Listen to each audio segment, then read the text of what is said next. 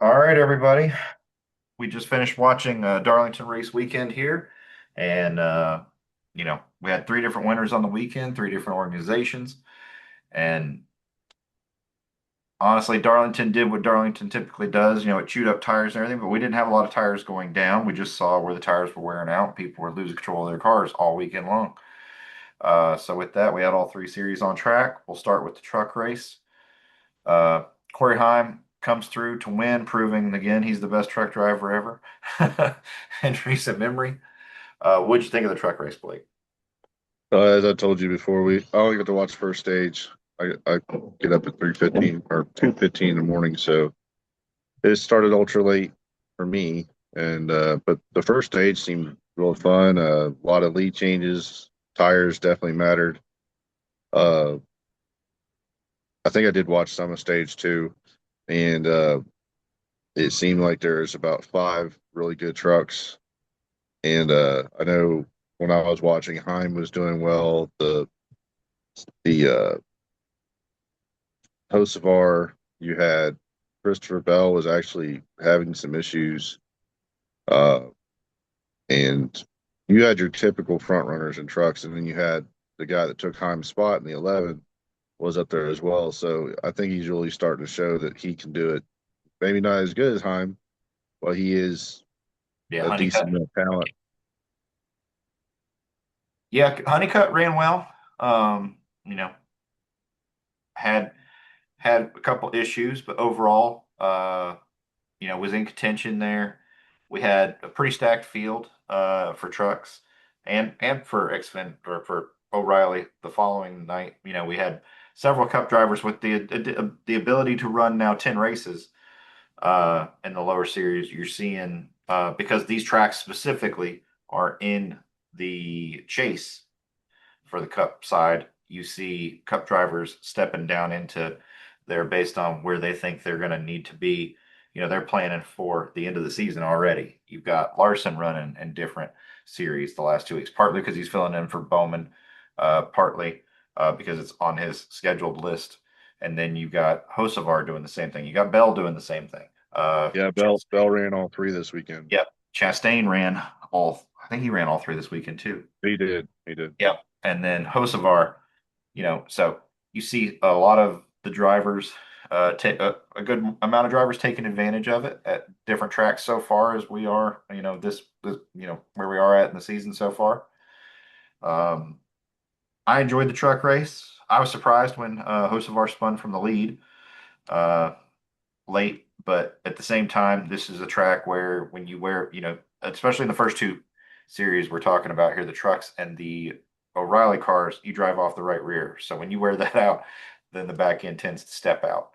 But it was, you know, so the first race of the weekend I enjoyed. I listened to parts of it on the radio and then I watched parts of it because my girls that work for me at our bar were in the Final Four for New York State for the basketball championship. So we watched them play ball and listened to this while I was watching them play ball. But this is always one of my favorite race weekends, just like Bristol is, because of the different strategies and the ways you can win here. Yeah. You race the track. You don't necessarily race everybody around you. And if you don't respect the track, it'll reach out and bite you. So, yeah, overall, the truck race, I thought it was interesting. Uh, but at the same time, you know, I was surprised that the truck race and the O'Reilly race were the same distance. They were both 200 mile races versus the 400 for the Cup guys, and I would have expected it to have been like 100, 200, 250, 400, or Yeah, 150, you'd expect 300. 200 and 250 and 400. Yeah, I was surprised that they ran But the I, same I distance. don't think But O'Reilly ever does more than 200 miles there. It's weird, but yeah, it's always a real quick race. yeah, which isn't a bad thing. I mean, it puts more pressure on. I'm just surprised that your second tier, which should be a step up, was actually the same distance. You should be progressing, but I guarantee you has to do a tire allotment. that would make sense to me. That Um, too much. It costs too much money to race there yeah. So the because of the fact that tires right now. yeah, well, so the overtime restarts, which I hate overtime, but on the overtime restarts, like Chastain thought he had it won, and he did not prepare. Like he said, Heim came blowing by him like he was shot out of a cannon. Uh, totally didn't prepare for that. Um, which, So it was the uh, overtime restart. See, yeah, I don't even. yeah, yeah. There were two overtime attempts, just because of tire issues, flat tires, people bouncing off the wall. Uh, yeah, Hocevar, when he spun from the lead, that triggered the first one. And then when it was Ankrum, yeah, Ankrum had an issue, and Honeycutt, as a result, was able to line up to the outside. And Chastain had it, but he didn't. I don't know. Him and his spotter, they just didn't expect Heim to come flying out of that pack, and he did. So, yeah. Other than that, it was a typical Darlington race for the trucks. Moving to the Xfinity, early on, I thought it was Kyle Larson's race. As we moved to O'Reilly, he definitely, filling in for Bowman this weekend because Bowman was scheduled originally to run that car and is going to be out for the foreseeable future. So I thought for sure this was going to be a Larson win, and he led a ton of laps. Uh, and It then, goes to show you your whole team matters. yep, When your and pit crew is the pit absolute crew, garbage, it yep, doesn't matter how fast you are. yep, the pit crew put him in a position that they hadn't really been in all race, and vice versa. The pit crew, the seven car for Algar, they stepped it up and put him in position. And Algar has always been good there, and this is his last season as well. So he just wants to go out on top, and looks like he will.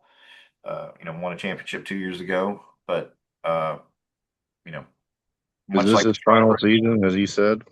yeah, he said this was his last year. Okay. So that's what I read. And then, I'd be uh, interested to see what Brant ends up doing right. after that. They, I say that um, because Brant used to be a big sponsor with Larson and the sprint car world. It kind of makes you wonder if they'll try to, If they would shift over. yeah, Well, when it comes to like these guys and being done, like I was surprised that I was really surprised that Justin announced that this was going to be his final year, only because you're only a year removed, or yeah, not even really. You're a year removed from you winning everything, and then you're still contending and winning. So usually guys stay as long as they're still competitive. Uh, so yeah, it's just surprising that you're going to see him step away like that. But yeah, uh, yeah. I mean, he had a great car, yep. uh, but it goes to show you that track position is king at these tracks. Yeah, for So the he's 39 years old. He's well, been honestly, the the Xfinity cars this weekend, or the Grand National cars this weekend, were worse aerodynamically, I think, than the Cup cars for the first time, Mhm. where they seem to have a harder time completing passes. Yep. Brandon Jones won here last year, ran really well. I thought he might have an opportunity to get to him, but it didn't work out. Larson, like you said, from the pit crew faltering, didn't make up the ground where he had He, he, all he this. actually fell backwards. He Yep, was jumped, and the one if the one had one more lap, Larson would have finished sixth instead of fifth or yep, fifth instead of fourth. I can't remember yep. where it was, We but had that after lap 120, and we had that pit stop cycle. That's where the 88 crew cost Larson the advantage they had. And then yep. from that point on, it was a battle between Brandon Jones, Allgaier, and Bell, really. But again, here we are, second week in a row. Corey Day, starting to put it together, not ping ponging off at everybody and making everybody mad, showing that he deserves to be in that car after all the criticism he got the first couple races into the season. So good for him to continue his momentum forward because he didn't need that negative. So looks Yeah, like I mean, big year now. he, I think he definitely he ran well at a track where it doesn't matter if you have a fast car. It's hard to stay off the wall here. So I think this is, we've seen Bell, Larson, Reddick, Briscoe. A lot of our dirt guys run really well here, specifically because you have to ride the wall and you got to be able to manage that cushion and feel that air push between the body and the wall. Uh, so I think this was a track where it suited his natural abilities based off coming from dirt to pavement. Much like the greats that are up at cup level today that he's following behind. What do you think? Did you watch any of what you watched? yeah, I watched all the O'Reilly race.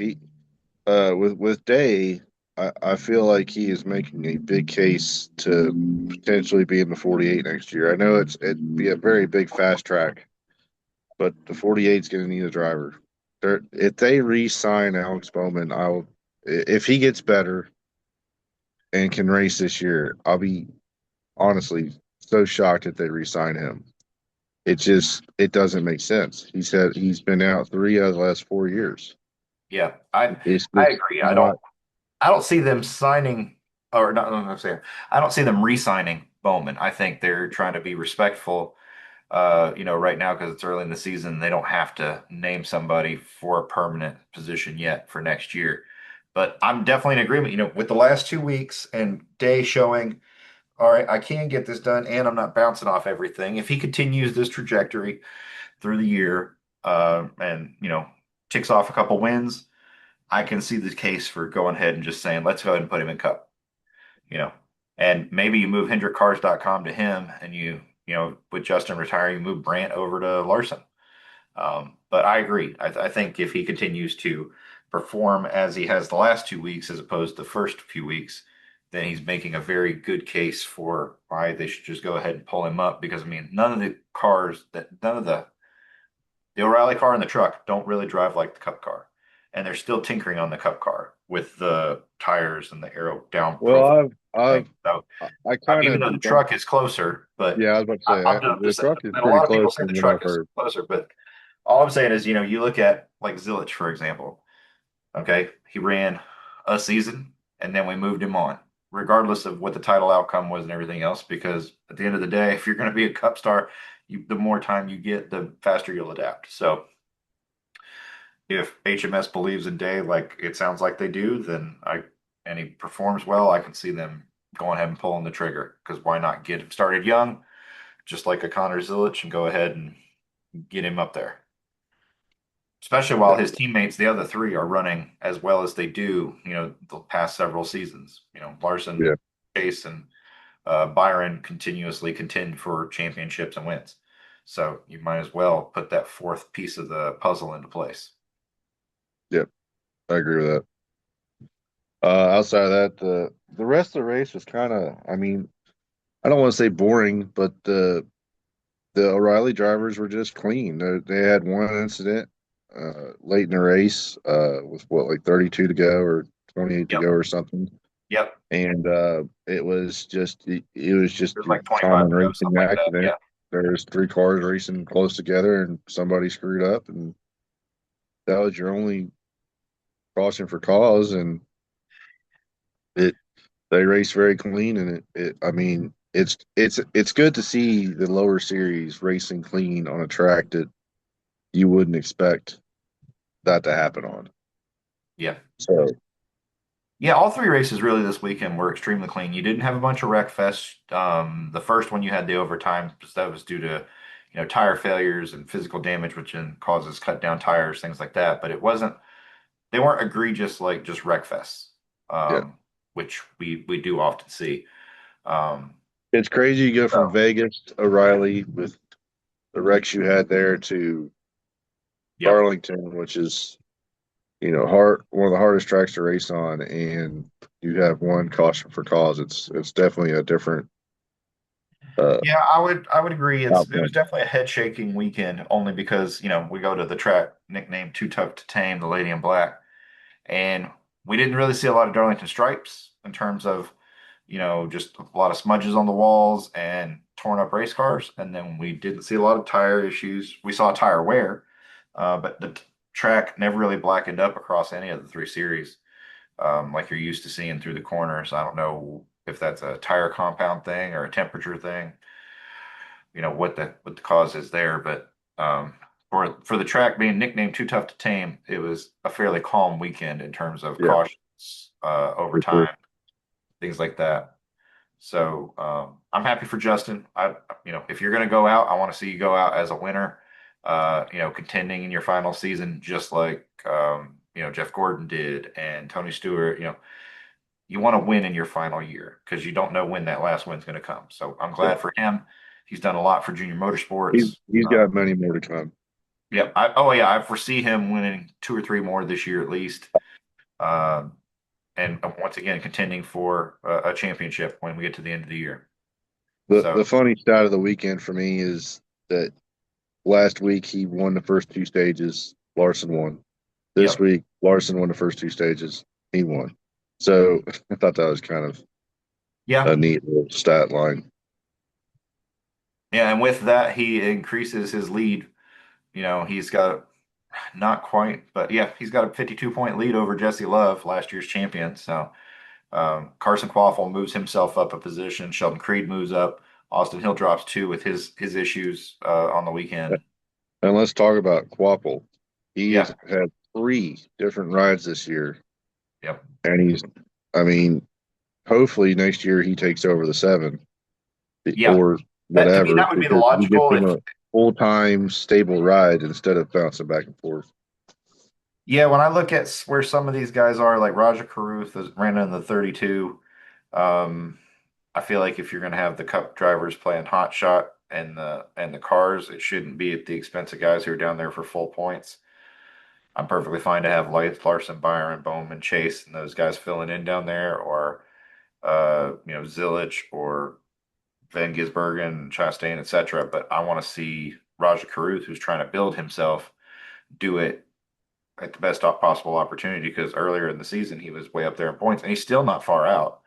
You Yeah, know, he's only in 10th, so he can still. yeah, but they only take the top 12, so I that's know, but I dangerous mean, territory. yeah, he's in dangerous territory, but it's also partially because he's not in a consistent team, crew, etc. He's got the talent. So Yeah. But that's all I have really for at O'Reilly. Xfinity O'Reilly. yeah, like I said, it was mostly calm. The biggest drama for the top guys was really like what was going to happen to uh with Hill, and he fell a couple points, but he'll make it up. You know, two or three races, we'll get to another plate track. He'll catapult right back toward Yeah, the towards the points. Uh, Talladega is coming up. You're yep. right. Corey Day with his consistent finish. We talked about the performance, so him and Brandon Jones and move forward a little bit. Um, so yeah. So let's get to the one we just watched. Uh, we were excited to see what was going to happen with the different downforce package, the increased horsepower while paired with the tires, and then this track. I'd be lying if I said it wasn't a letdown a little bit, just It was a because, complete uh, for me. uh, you know, not because of who ran where, but just because tires mattered, but we didn't see the track blacken up. I don't feel like the cars were as, I still feel like the cars were too stable. They weren't Mhm. out of control enough. Um, the Too only wide time a tire.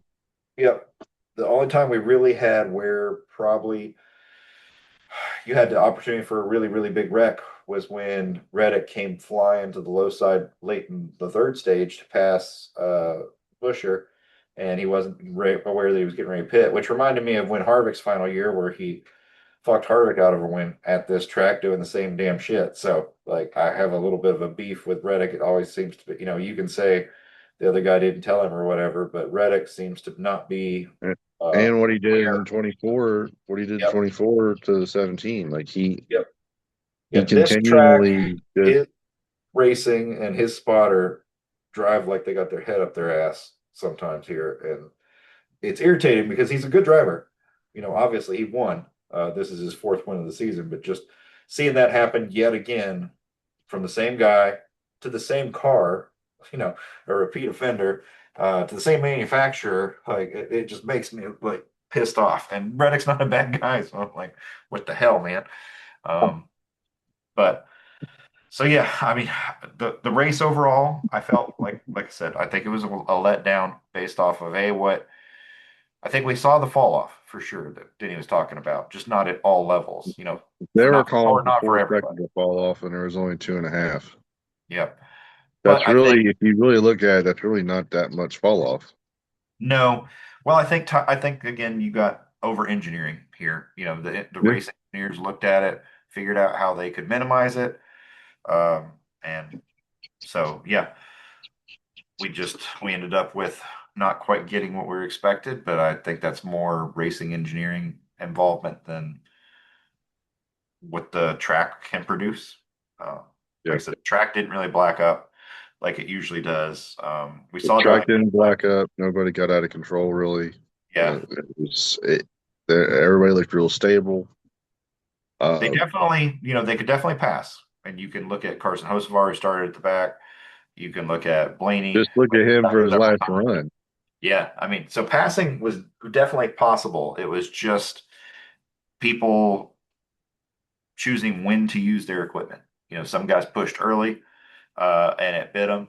Like Brad came several times, pitted earlier in the stages, and was able to hold the lead in some instances, and in other instances, unfortunately, toward the end, he ultimately, lost the win, but was looking good there for a little bit. Um, did we have? I really don't feel like we had it, other than Riley Herbst getting, knocked down there. I don't think we had any big wrecks that I can recall. No, I mean, technically, in my eyes, the 17 was a bigger wreck than that, and it wasn't a caution. Yeah, yeah. The fact that he saved that and it didn't destroy the car, and he finished where he He, finished was quite impressive. so TV didn't have this. He hit harder than Larson did and didn't break nothing. Larson hit lighter and broke toe link. It, just makes no, this car makes no sense sometimes. You hit it just right and it breaks the toe link. You hit it in a different area and nothing happens. Yeah. But, uh, but yeah, last week we're talking about how this race was going to be insane and everybody can be out of control. And I think we you know, overshot our landing there. Just the sure there was some passing. It wasn't. I think there was actually less passing than normal. Um, it just goes to show you these cars still have way too much downforce, even with the short track package. Yeah, the short track package, I think the short track package works well for short tracks. I think once you get to a higher speed, higher downforce being applied in the corner, I think in this case we need to go further. If you want to use this package from the short track package to here, I think you actually need to take more than what we took. Yep. Um, and because I think it shows that the speed compensates for it, where at the slower speeds it works well together. Similar to how the mile and a half track package works well at a mile and a half, but doesn't work well everywhere else. So just still more work to do on the car. Uh, in terms of the overall racing, starting at the top, impressed with what the 23 or the 45 team was able to come back and win. Considering the issues they had and everything, that shows how good a car they had, that they could actually take the time, replace a battery. He's dealing with all these electrical issues, and he still comes back and does it. They're definitely on it with their fourth win of the year. Yeah. Um, Impressed with the 7 and the 77. The Spire cars, uh, ran really well this weekend, Yep. especially Kosovar in the final stint. Some of that I'm sure is attributed to his time in the other two series this weekend. No, Getting Earnhardt was driving that car. maybe that's what it looked like when he got out with those champagne gold lenses. Ride the Dente, man. Right, the Dente. It's a margarita machine. Uh, the concerning thing for me there is, as an HMS fan, the the Spire cars are outperforming you mostly on a weekly basis at this point. Like It we're goes not to show we're you not. they got Toyota setups under them. They must have because we're we got Vegas HMS wasn't that strong, but I kind of felt like they were going to need some work. We get here again. The 5 and the 24 are in the mix, but they're not in the mix for the lead. They're the back end of the They're just top 10. there. They're just there. Which I don't know if they started. Larson and Chase started second row, so for that to be where they started and then to finish where they finished, Larson pushed over the limit, tore up the car.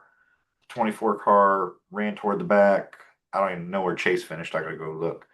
Uh, He but fell like a rock. yeah, he fell like a rock just towards the end of the race in general. You could see the HMS cars were struggling. Um,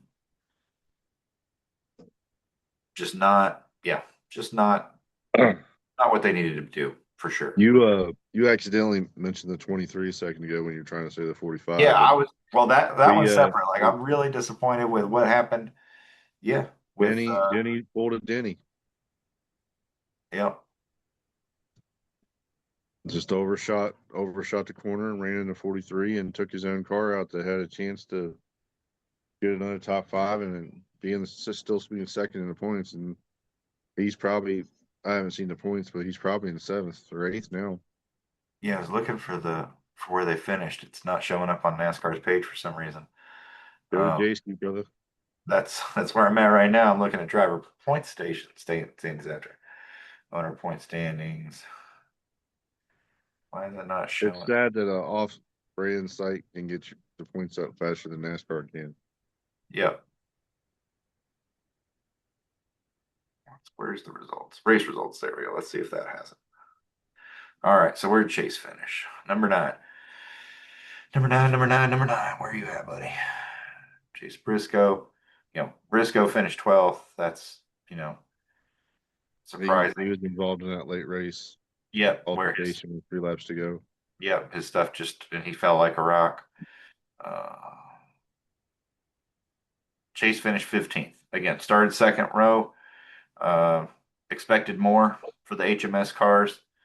Um, I'm not going to say that I expected more from the Trackhouse cars, but the fact that the Spire guys, especially Suarez, who left them and wasn't good enough to stay there, is outrunning every one of their cars on a weekly basis.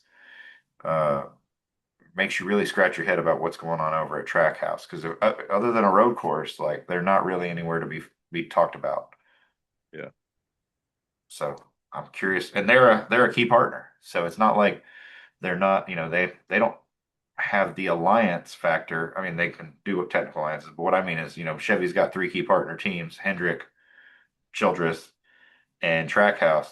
So they're in the pecking order, and yet they're struggling. Just Well, much like, Connor got his first top 20 on the oval. yeah. Well, yeah. And it's in some way it's the same thing when you look at Penske. You know, Oh Penske's man, I was a about to key bring Joey partner. Logano up. He looked terrible today. That's the worst I've seen. Joey Logano, they couldn't get out of their own way, which is surprising. It, Him and Paul Wolf, I, both. Yeah, I felt I can't remember what his name is. He does Sirius XM on the weekends. On the morning, he does Happy Race Day. Uh, but he always picks a Ford to win, and he picked Joey Logano today, and he couldn't been any farther off. right. Like Logano was nowhere to be found.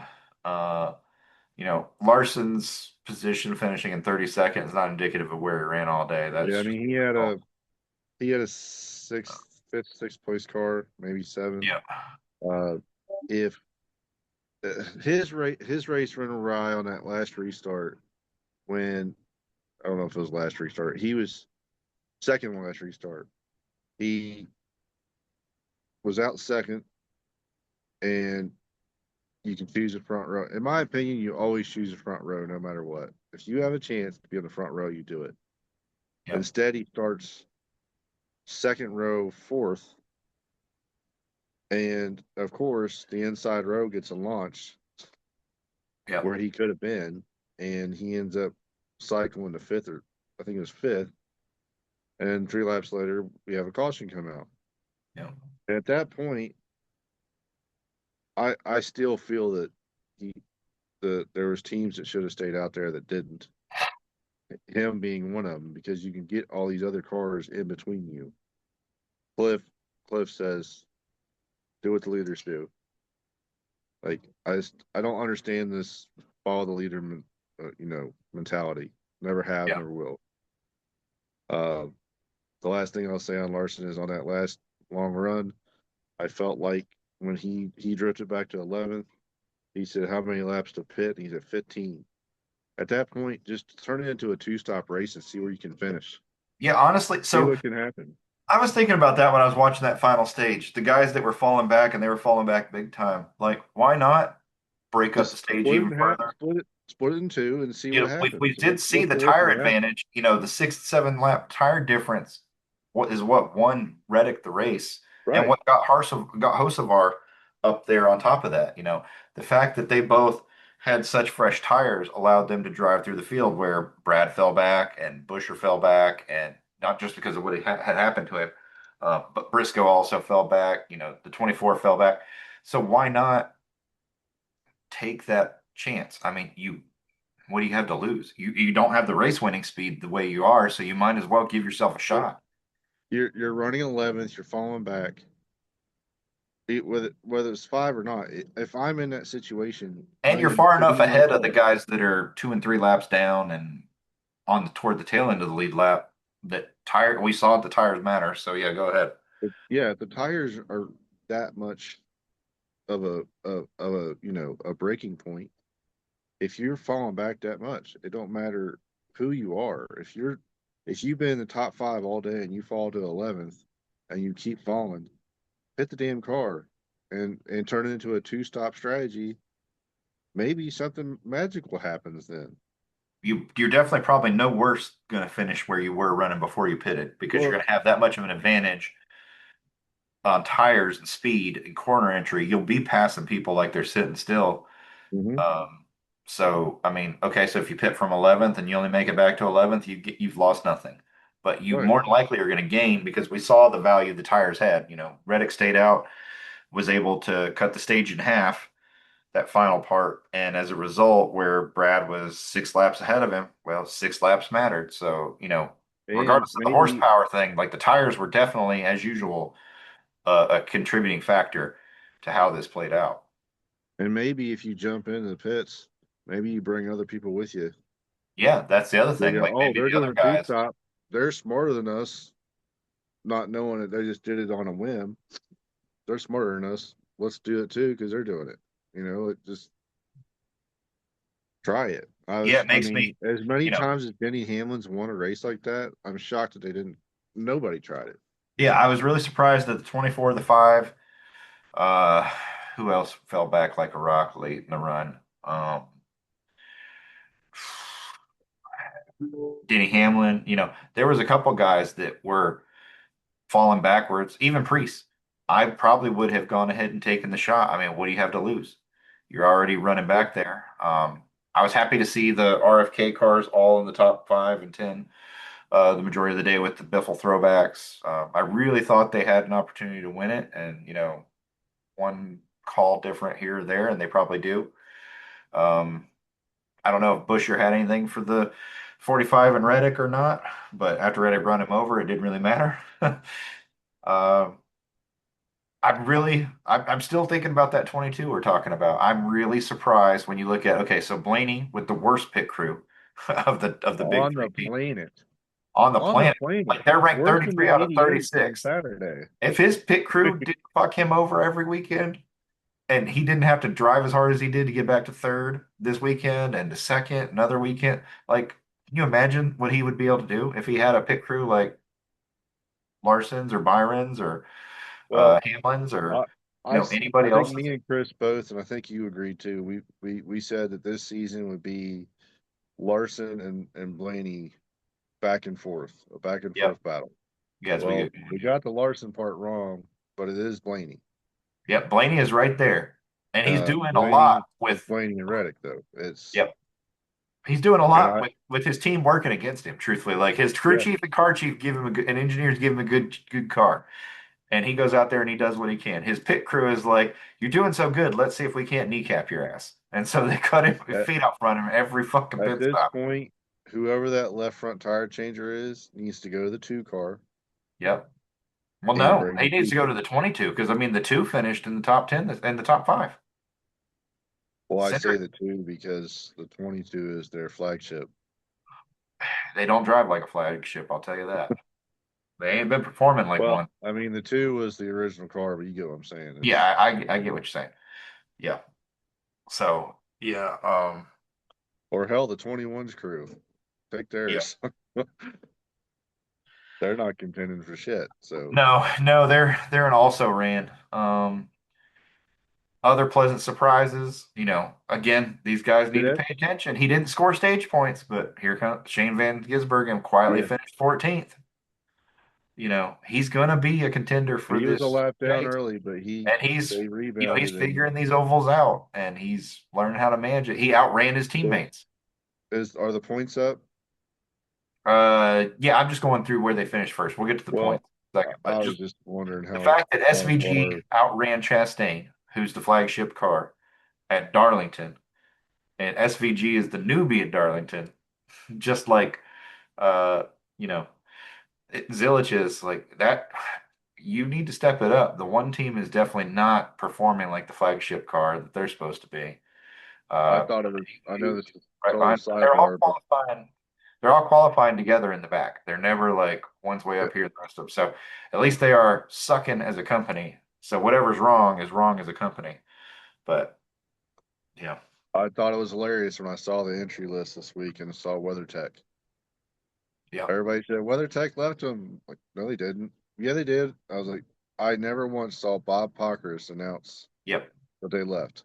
I Uh, never believed they left, but it was all over the internet. It's not on his fire suit. It's not this and not that. There it was on track. They don't SVG have as moved up big of a one presence, but position over McDowell. He moved back up to 15th. okay. And Where that did was with no Larson fall stage to? points. Where who? Larson, he was seventh. He was seventh. He is now 10th. Well, I'm shocked. I guess he did get a lot of stage points, but Yep, stage points saved him. Um, no gain for Ty Gibbs. Same spot he really, was. Well, let me see. I mean, he did good points wise. I'm just saying I don't think he gained anything in the standings. Let me look. So, okay, no, sorry, I'm wrong. Okay, so is this right after Darlington? No, this is after Phoenix. So they don't have the fifth race in here. What the hell? you're looking at the wrong thing. Well, I'm looking at what's on NASCAR.com. NASCAR.com's even got them wrong Told you not to do that. because it says after race 436. What the hell are they doing? Let's see if it's just my browser real quick. There, I get you. I got you right here, buddy.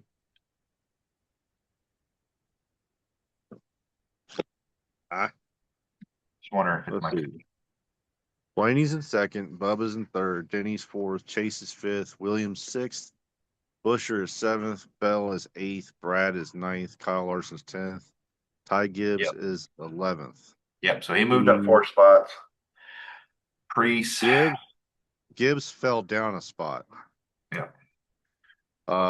which is odd because well, he didn't get any stage points, did he? No, he didn't run well till the final That's what stage. it was. So, Brad K came up 3 spots. yep. He's up to Logano 8. fell down. Logano fell down 5, and McDowell's in 17th now. The Carson Hocevar is up to 13th in points. He's coming forward. Like it's starting to take shape. And where we were like, oh well, now as the season stretches out a little more, Reddick's a little bit more human. Well, he just patted himself back with another nice points day. So with that, he regained some of the footing he lost over the last two to, at race number 6 to give himself a little bit more of a cushion. So yeah, So I think the whole field needs to worry about the Toyotas for one reason. It's not the lawsuit, not the joke about they got more power because they won the lawsuit. But so Larson uh called pointed this out today. He was behind Denny, he was running Denny down, and he had this run off of turn two. As we know, turn one and two is a fast speed sweeper turn. And when he got off the corner, Denny pulled him. He had a run on him, but then once they got down the straightaway, Denny pulled him down the straightaway. He said, do you see the power the Toyotas have? Insane amount of power. When a Yep. hindered driver is saying it, that's not good. Well, That's it's not not good for the just team. that. I'm looking for, let me pull up. Let me pull up. Toyota's won 5 of the first 6 races. It So I says, want to pull up the 2016 Camry, and there's a reason I'm doing this. I want to pull up, where's a good picture of one from, there we go. And then I'm going to screen share. I'm going to have them both up back to back for a second here. Okay.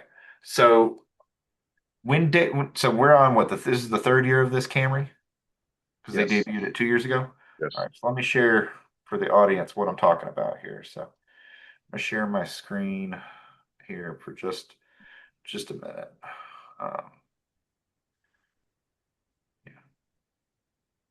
So this is the current on screen. Can you see it, Blake? Yep, Okay. So this is the current Toyota Camry. And the reason why I wanted to pull this up for anybody who watches is look at this section right here of the aerodynamic profile of the front end of this car. yep. Okay. Well, when Toyota introduced their second gen car, they also had this same point profile right here, which was really good. Let me stop that. Now, if I go to the other one, this was when Kyle Busch won his championship, and it was when uh, It's the same damn thing. Edwards should have won his championship and everything. So, other than a couple things, they had probably some of their best seasons with this aero profile. And when they redesigned their car, and Toyota has openly said this a couple times, when they build their street car, they build it around the race car needs first, and they have that same area on the front end for aerodynamic Hmm. force. And they had the same area in this section for aerodynamic force. The only thing they did different was they smoothed this out to make it a better aero profile. And this is a little bit smoother. But so to me, that's a very interesting thing to look at because when they redesigned it, when I saw it the very first time when they unveiled it 2 years ago or 2.5 years ago, when they unveiled it, I was 3 years like, ago. oh, yeah. So 3 years ago when they put it out before it went to the track, I knew the rest of the competition was in trouble because they had a dominant car then in those seasons, 15 and 16. They won the bulk of the races that year, even though they didn't win the championship in one of the two. They won both the Brickyards. They won both Daytona. They won all the crown jewels that year except for one with that aero profile. And so they brought back a similar car in design. While it's ugly as shit, in my opinion, with the way the headlight profile is and everything, and that like bludgeon nose, Yeah. the aerodynamic, side sweeps, you can't not overlook that. Like they definitely know what they were doing when they built this car, and it shows because the car corners so well with corner speed and the aero balance of the car. You can see it with the way Denny was able to run Vegas this year, last year, the way they're able to run, the way Bubba Wallace was able to run Indy last year. The way that they've come back and they've won the Coke 600 so many times, and the way they compete so well at Homestead. Like the aero front end of this car, they've put a lot of thought into it. Your background picture there. When I'm looking at those cars side by side, to me the Toyota Camry looks by far and away like it should be the fastest car based off of visual aerodynamic aesthetic Yep. of those three. So that's to me that's concerning if Chevrolet decided to forego building a new car and we just upgraded the body of the Camaro and you didn't do some of your homework here. Like it's not too surprising to me that they're suffering like you I, mentioned. Larson said, I'm still 100% shocked that NASCAR allowed them to do that. "Oh yeah, well that they didn't make them come out with a new car." I agree. I thought that was total bullshit that you did a body works package and that was considered a new car for a car that you don't even make anymore. Yeah. Like to me that was absolute crap, but it doesn't doesn't change the fact that Toyota has gone through two models now in the current next gen, and it's ironic that they took the last. Ford has as well. Yep. Well, the for Toyota, they took their what was a very good solid platform in the Gen 6, updated it for the next gen, and then the very next iteration of the body they make is a throwback in some terms to the car they were even more dominant with in the Gen 6. Yep. So the only bad Gen 6 car they had was the first one, and it was pitiful. Once they got to that second one, in 2015, they were hard to deal with, and we're kind of right back there. Yep. So the fact that it's now, so it's very pronounced to anybody who pays attention, and is like a really detailed person that follows the sport. If you go back and start studying these cars, you'll see what I'm talking about. That Toyota uh, definitely took their time in designing this, and that Chevrolet has allowed themselves to get behind. Ford has as well. The fact that they run as well as they do is impressive, honestly, because the rounded forward profile of the Fusion was actually a really good car, as was the tall Mustang. So, but So we've had so yeah, let's go back to points, race weekend, everything there. So we've had 5 Toyota wins, 1 Ford win. We go to Martinsville next week. Who do you feel like Byron shows up with the same car from last fall, or do we think that the whole crowd has done some work and Blaney's back on it again? I really think it's going to be Blaney or Hamlin, truthfully. Yeah, I'm not even considering a Chevy for a possible victory, and it's not because I don't want them to. I just think their short track package, along with their mile and a half, like we've seen it now at three different disciplines, they're behind every area right now. oh yeah, They yep. haven't contended, and when I say contended for the win, like yes, they've led laps and they've done some stuff, but they haven't contended to win and like just outright speed led the field continuously yet. So until they do that, as much as I want them to win, I don't think they're a threat yet. Yep. They're sorry, they're showing themselves to be right now a back half team, unfortunately, and that's not where we're used to seeing them. I'm surprised. Hendrick has owned that track, but Joe Gibbs Racing has been right there with him.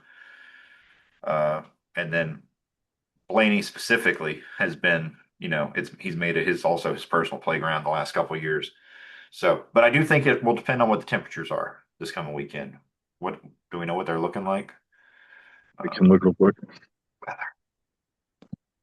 Let's see.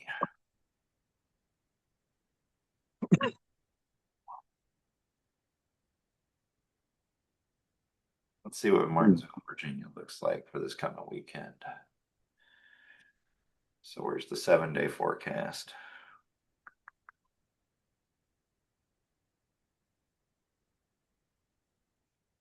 Look at the next 10 days. So this coming weekend, the 28th, 29th, it's going to be in the 60s during the daytime.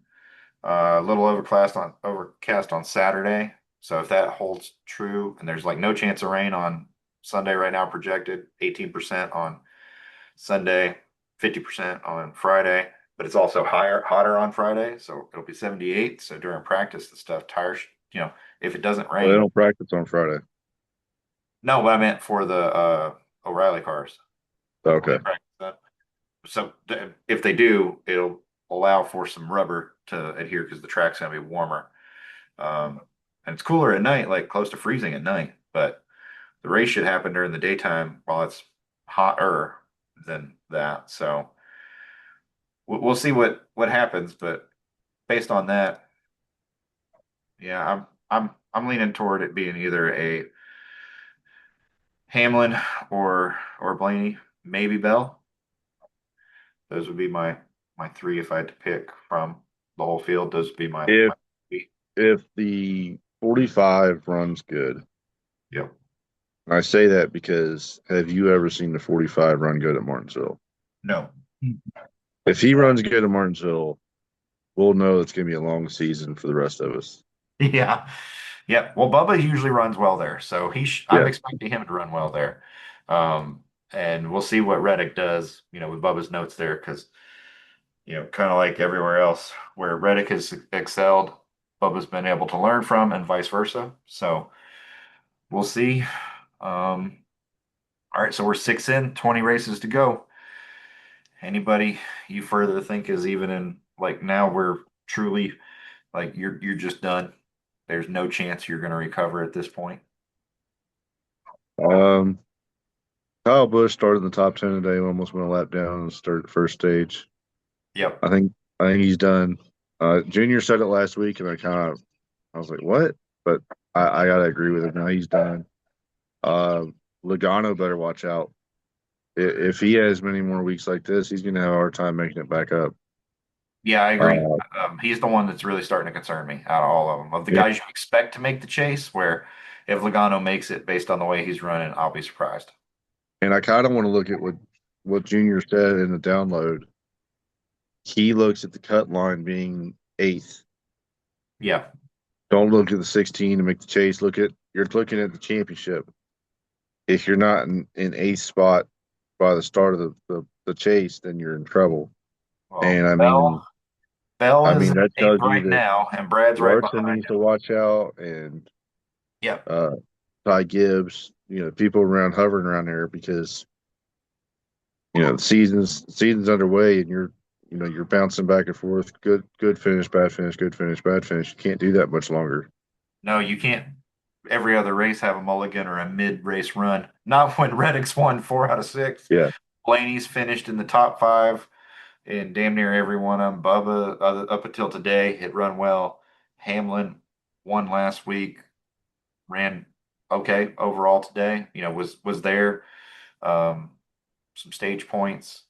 Byron, same thing. Like, the the curious thing I had about today and just dawned on me mm, during the telecast, we all knew that Reddick had to turn all of his driver amenities off, yep, uh, alternator issues, and they put a new battery in real early in the race. yeah, And they were talking about how he was just feathering the throttle down the straightaway, yeah. and they said that would charge the battery. I didn't understand that. How Well, it's throttle? kind of like when you're running your car, your personal car, when you're running the throttle versus just letting the engine idle, you're putting more rotations on it, which then puts more rotations at a higher rate through the alternator to then push voltage back to the battery. So, like when you cold start a car that's been low on juice and you start it and kickstart it, if you want to build the battery up and you're not just running off the base electricity, then you have to basically speed it up, run it down, speed it up, run it down, like run through those cycles. But it seemed like He he won ran the race. faster doing He won that. the race doing that. It's crazy. Yeah, that's funny. Yeah. That tells you that Toyota's put a lot of work into their engines too, though. I mean, and for anybody who thinks Toyota's got some magic engine just because of the lawsuit or whatever, I'll remind you that last year they had engines. Denny had an engine issue 2 years ago, and TRD was notorious for blown engines early in the Toyota Gen 6 era. You know, that's what cost Kyle the championship in 13 and 14. Easily was the number of blown engines.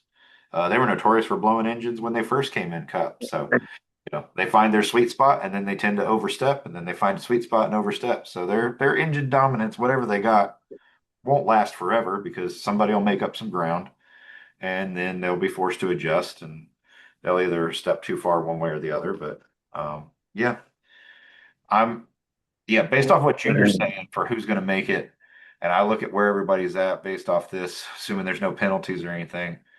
Um, yeah, we're only 6 races in, but the people that the big names are having to deal with are, I don't think they're people they expected to have to deal with. I mean, Hocevar is in 14th. He's not that far out of catching up to. He's 30 points behind Bell right now in eighth. Priest is 30, roughly around 30 points back in 12th. Suarez is 30 points back. Van Gisbergen is, 40 points back. You know, stage here, stage there, and having an issue like Bell had today where he, hit the wall, caused himself some problems, you know, you can make yourself your way up into that top eight Yeah, we fairly. got 3 road courses coming up pretty quick. Now, I'm just looking at, from beyond Reddick, from Blaney back, they're all still very tightly grouped together, but Blaney's at 230 now. So he and Bubba have firmly separated themselves from kind of the next batch of eighth. They're about 50 points up. So they're not a full race, All but three they're tires and almost a full everything. race. Yep. So, all right. Anything else you want to talk about from the race weekend? The last thing I have is do you feel like there's any reason that NASCAR can't take this package to all tracks No, based off after what I saw watching this this weekend? weekend, yeah, after this weekend compared to last weekend, I don't see any reason why you couldn't. It wasn't, if they were waiting to see if it would be detrimental and we'd be blowing tires left and right, well, we didn't have that. And we were at one of the most abrasive tracks we have, and tires mattered, but tires did not, they weren't the story in terms of like, it wasn't like a Coke 600 where the tires were either pucks or block or popping or an Indy where you couldn't go 15 laps. Uh, Like, and we had a lot more off throttle time as much what you need for passing. yep, you saw where guys would make passes and almost hit the other guy because one guy had to lift so much. So that ultimately leads to the cars being more strung out, which I know a lot of fans would be against, but is ultimately good for passing. Different corner speeds, different tire, mappings, all of that equals better racing long And term. it makes for more pit strategy as well, Yep. which we didn't see in the last run of this one, which was disappointing. Yeah. Well, I think once he caught Brad, he was very much managing his tires. But then again, to that I point, felt like I felt like with as fast as he caught him, he wasn't very patient. I felt like the way he passed him was very egregious. Like yeah, I just mean, he hit him. yeah, He could have wrecked him. like you caught him that quick. Take your damn time, pass him, and go along.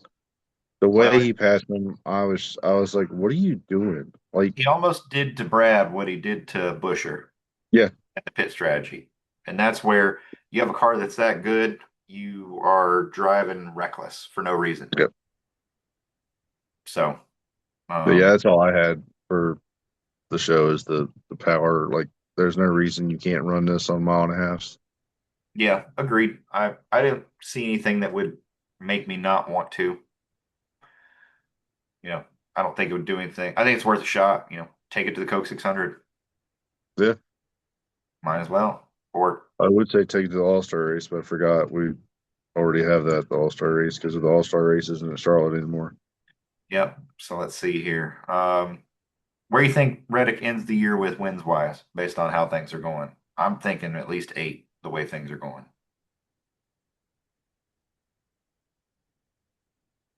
We got 30 races left. To think he won't win four more with how well they're running.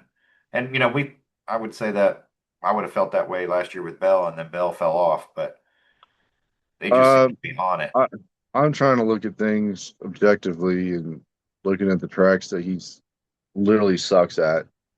He's not good at Richmond. He's not good at Martinsville. Um, yes, he's won two plate tracks this year, but those are he kind of in a way got lucky in both of them. Uh, I put him at 7.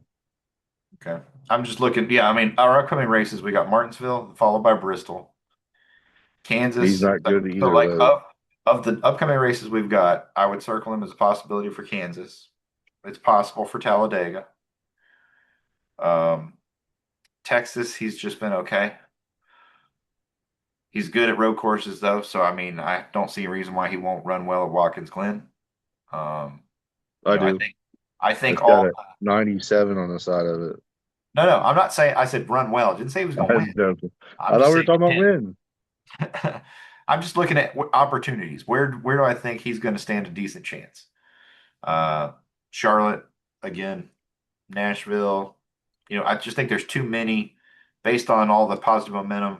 what he's gotten over from last year, going from winless and all the, stuff he had on his plate with his son and the lawsuit and everything. And now that all that's out of the way, it seems to, like that stress has been lifted. And as a result, the team as a whole is able to execute better. So I don't see any reason why, Oh, when I I do look at, have one last yeah, thing for the show, and I guess it could go for our new show we're trying to get started. But I read that there was a potential to have a fourth team this year for 2311, and it didn't happen because of the lawsuit. yep, I saw They that. weren't sure, blah blah blah. So, do you think we have a fourth, which a fourth team would have to be chartered or unchartered? I mean, Right. that'd be an unchartered team. Do you think we have an unchartered 2311 car next year for Corey Heim? Do you put Heim in a different car, or like, do you give Heim the chartered seat and put Riley Herbst in the unchartered? So, I mean, yeah, it's a very interesting dilemma that you're in. But the other thing, because we haven't done the little side thing, but Jimmy Johnson confirmed like they will be a three-car chartered team next year for Legacy. Well, I So, knew that because they won that suit well, against yeah, McQuarrie. but They I'm just taking saying they McQuarrie. finally came out and announced it. They haven't announced who sponsor or anything like that, but I could see a situation where for 1 year you They're move. not doing that. Everything I've read, they are not going to take Heim No, on. no, no, not Oh, Legacy sorry. taking on Sorry. Heim. You could move Herbst over there to pull Heim into your 2311 profile because Denny's said this weekend, like basically he gave Joe Gibbs his 24-month runway so that he could prepare things.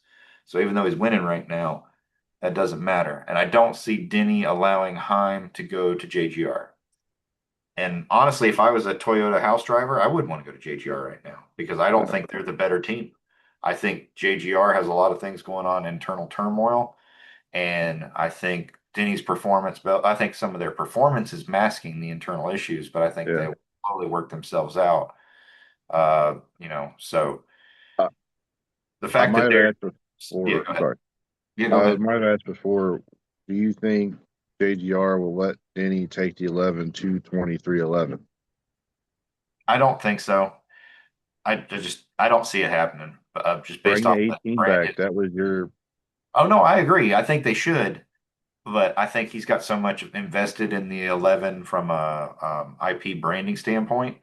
Now, with that said, FedEx is long gone, so that Yep. whole um, IP brand that you built it up to be could be any number at this point. Mhm. Uh, but I don't see Joe letting it go. Not without some very heavy number that I think Denny's Did probably you not ever willing to pay. see Joe letting the 18 go? Well, he kind of parked it. He didn't really let it go so much as he just I, put it in it's purgatory. not been on the track for 3 years. Yeah, you're not wrong. So I don't But know. yeah, that's all I got now. Sure. But yeah, well, as we get towards the end of the year and into silly season, it's going to be interesting to see who fills the 35, who fills whatever the number is going to be for Legacy, because you do have some good in-house Toyota drivers that need some homes that they shouldn't sleep on. Denny's got Heim time sitting there. I think he goes in the 35 next year, honestly. I hope they And, change the number. If so, I hate that number. I don't know why.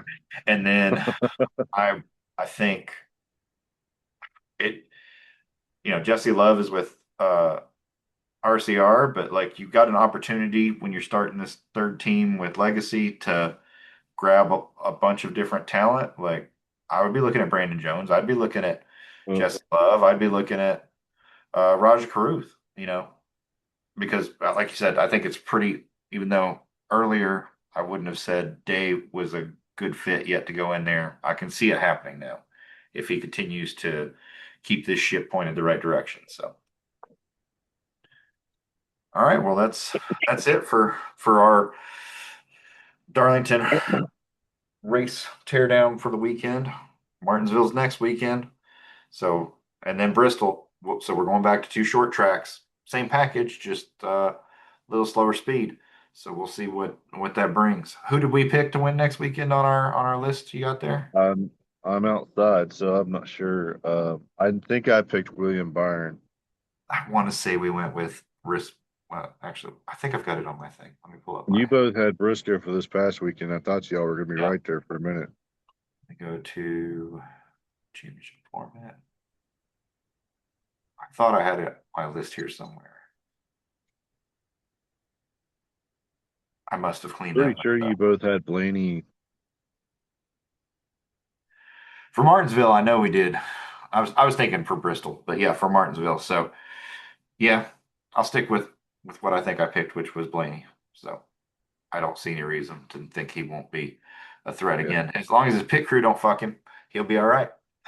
yeah, So not like he's got the worst. Oh wait, he's pretty much got the worst. So yeah, he does. all right, well we'll see y'all next week after the Martinsville race. See you See you guys. later, buddy. See you, everybody.